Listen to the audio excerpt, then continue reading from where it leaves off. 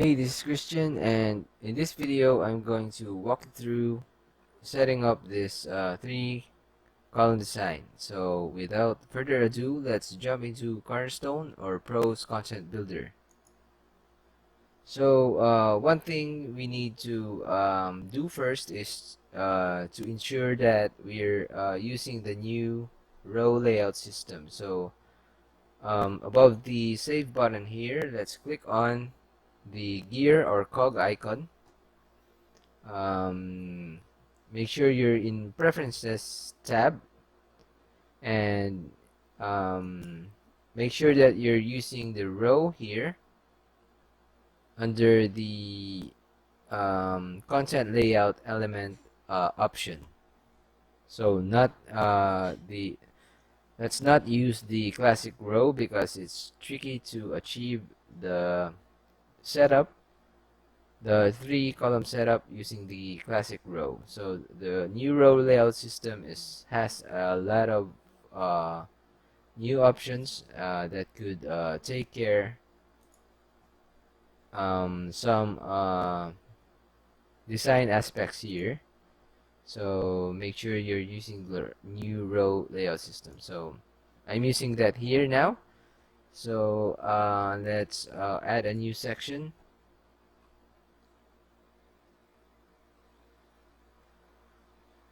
And here under layout, let's choose three columns.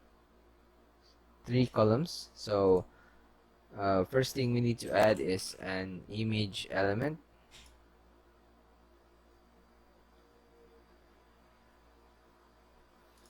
and let's choose an image here.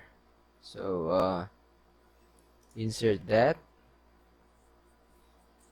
and next thing we need to add is a headline. So let's add a headline, and then let's space out the image and the headline elements. So the margins are linked here, so if you set 1, everything will all of the sides of the headline will have a 1 EM margin. So that's good if you want that, but to space out the top margin separately, you need to unlink the margins here, and let's set the top margin to 2 EMs.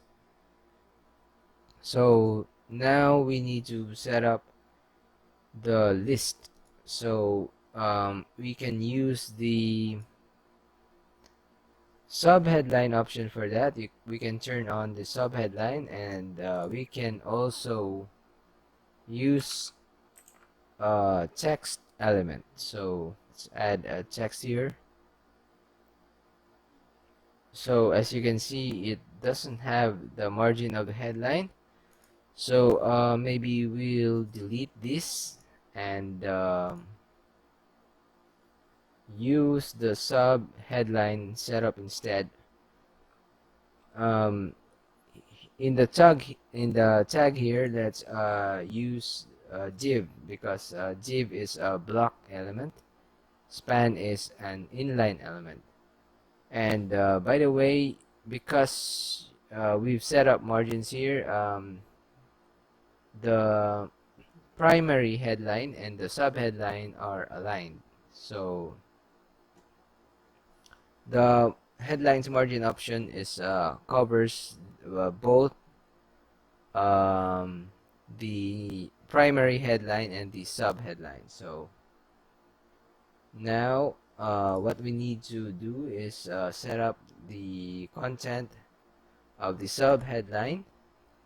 So we'll switch to rich text editor, and so we could use easily use the WYSIWYG options here. So let's activate the bullet points, So now we can just enter and add additional list items. 2, and maybe we'll leave it like that for the moment. So let's add a button now. So let's add a button. I'm not going to replicate all of this design, so we can keep the video short. So to space out the headline and the button, um, we can set the top margin of the button here, or maybe we'll just use the margin of the headline.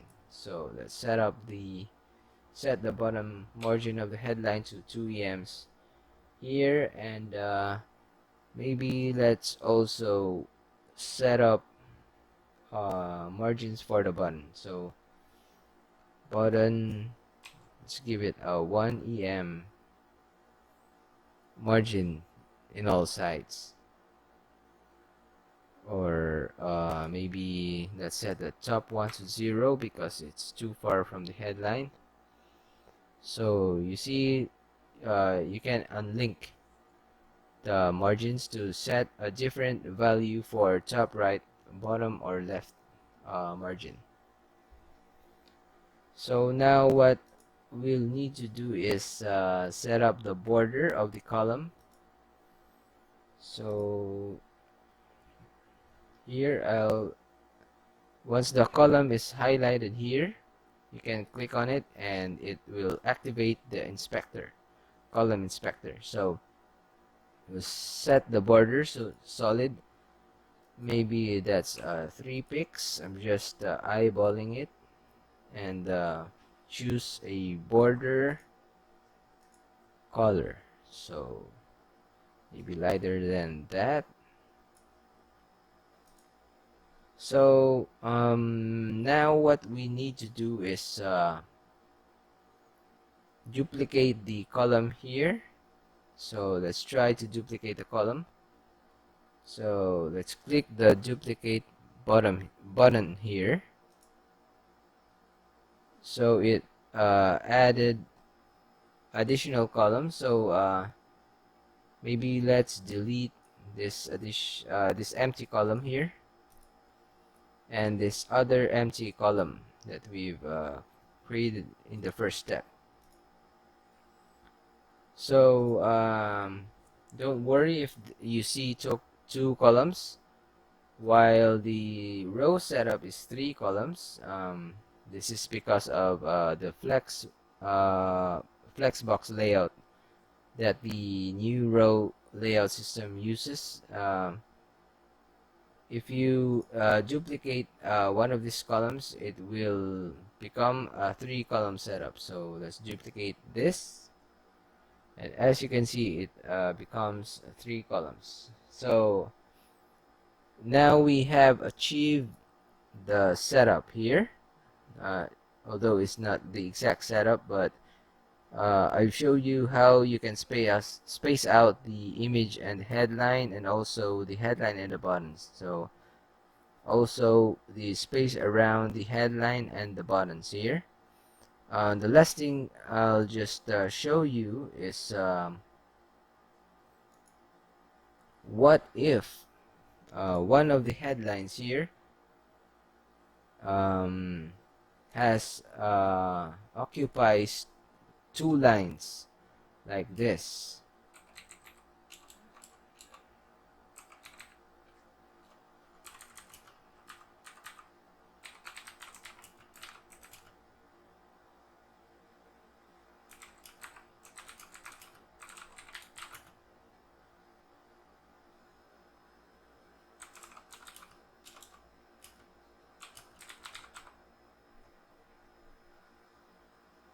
So by lengthening the content of the headline, you see that the button here is pushed down.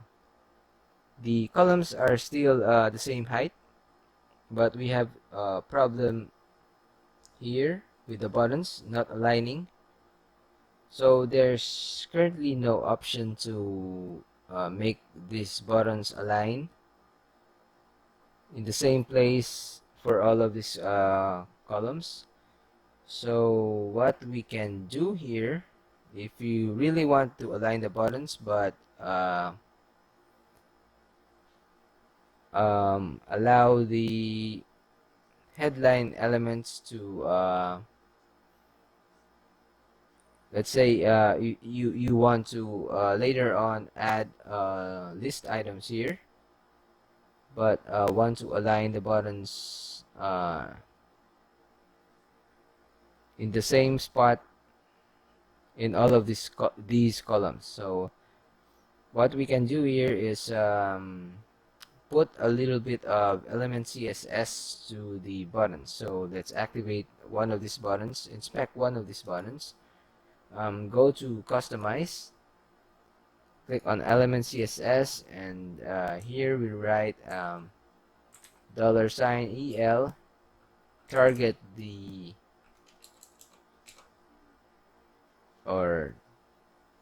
element itself. So $EL targets the element itself, and because the columns are relatively positioned, we can position any elements inside it to absolute,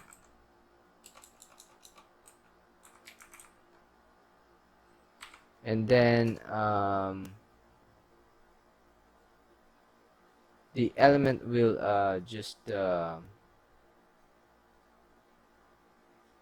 position itself inside the column. So let's try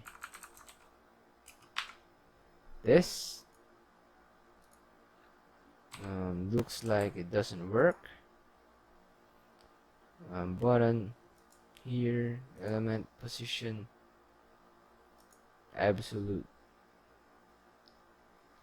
So I mean, it works. So now it's aligned to this other sections, other columns button. So to copy this CSS to other buttons, right click on the button here, select copy, or you can also use the keyboard shortcuts. I'll link the documentation for this context menu and shortcuts. So right now we'll just use the context menu, copy, and right click on the other button and choose paste style. So that will copy the CSS. So let's inspect this button here and customize element CSS, and you can see that the element CSS was copied. So for this next button, I'll use the keyboard shortcut. So that's Control Shift V, and as you can see, it's copied. So what we need to do now is create a bottom padding for the column. So unlink the padding options, and maybe let's set say 8 EMs padding. That's too much. Maybe 6. 5. 5 is good here for the setup. So, or maybe 4.5. So 4.5 is good here for the setup. 4.5 is the height of the button plus the gap from the column's border to the button. So that's a 4.5 EM. So let's say I'll add additional list items here. Oops. if you're not aware of this, this is inline editing mode. You double click on the text and add additional text.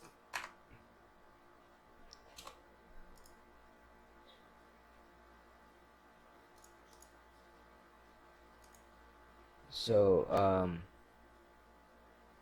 I didn't copy. I've set the padding here for the first column, so that needs to be replicated to the rest of the columns here. So remember that you copy the column styles. So let's choose copy here and Control Shift V. You only need the styles. So because we need the column padding here, so paste style, and also paste style for the last column. Control Shift V. It looks like it didn't do anything, but if I inspect this column, you see that the padding was applied. So that's how you set up this 3-column setup with the same height, and the button elements inside each of these columns are aligned in the same place. So hope that helps.